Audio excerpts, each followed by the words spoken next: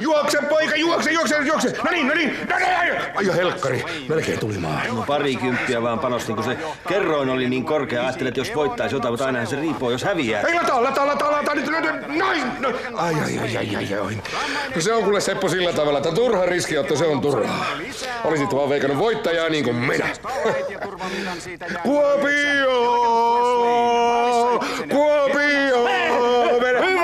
Hyvä Lahti! Tilanne on nyt tasan. Saa nähdä, kuka se tässä saa rahaa tupaan. Rahan tuloa ei voi estää! Kuka se puhukaan riskiotosta mitään? No, eihän nyt yksi peli maailmaa kaada. Tai paljonko sä sijoitit? En paljon. Paljon! Siinä on voittanut.